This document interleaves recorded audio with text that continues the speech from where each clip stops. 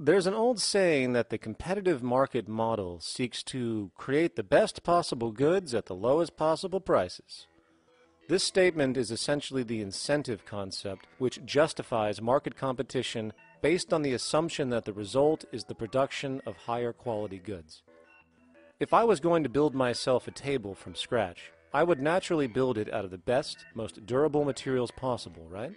With the intent for it to last as long as possible. Why would I want to make something poor, knowing I would have to eventually do it again and expend more materials and more energy?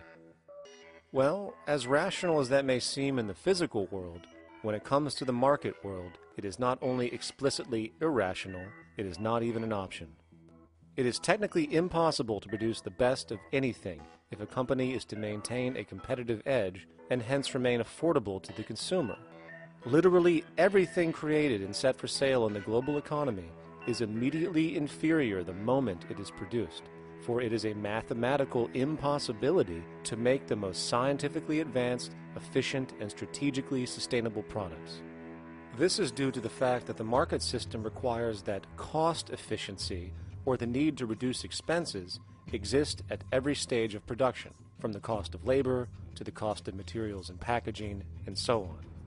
This competitive strategy, of course, is to make sure the public buys their goods rather than from a competing producer, which is doing the exact same thing to also make their goods both competitive and affordable.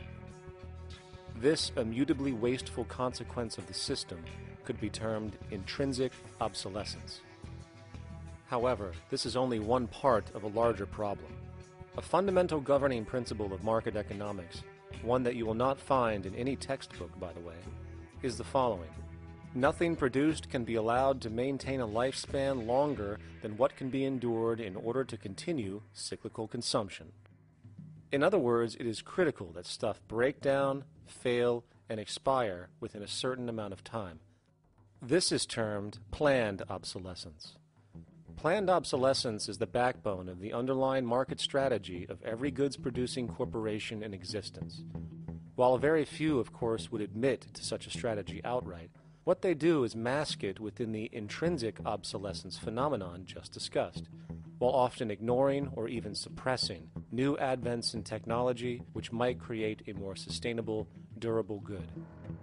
So, if it wasn't wasteful enough that the system inherently cannot allow the most durable and efficient goods to be produced, planned obsolescence deliberately recognizes that the longer any good is in operation, the worse it is for sustaining cyclical consumption and hence the market system itself. In other words, product sustainability is actually inverse to economic growth, and hence there is a direct, reinforced incentive to make sure lifespans are short of any given good produced. And in fact, the system cannot operate any other way. One glance at the sea of landfills now spreading across the world show the obsolescence reality. There are now billions of cheaply made cell phones, computers, and other technology, each full of precious, difficult-to-mine materials such as gold, coltan, copper, now rotting in vast piles, usually due to the mere malfunction or obsolescence of small parts, which, in a conservative society, could likely be fixed or updated, and the life of the good extended. Unfortunately, as efficient as that may seem in our physical reality, living on a finite planet with finite resources, it is explicitly inefficient with respect to the market.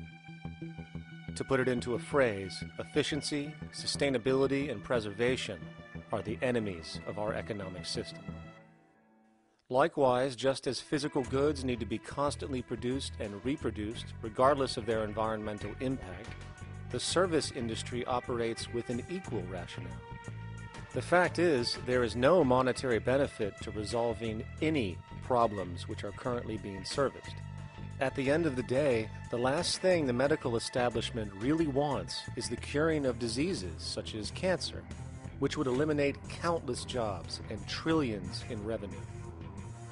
And since we're on the subject, crime and terrorism in this system are good. Well, at least economically, for it is employing police, generating high-valued commodities for security, not to mention the value of prisons that are privately owned for profit. And how about war? The war industry in America is a huge driver of GDP, one of the most profitable industries, producing weapons of death and destruction.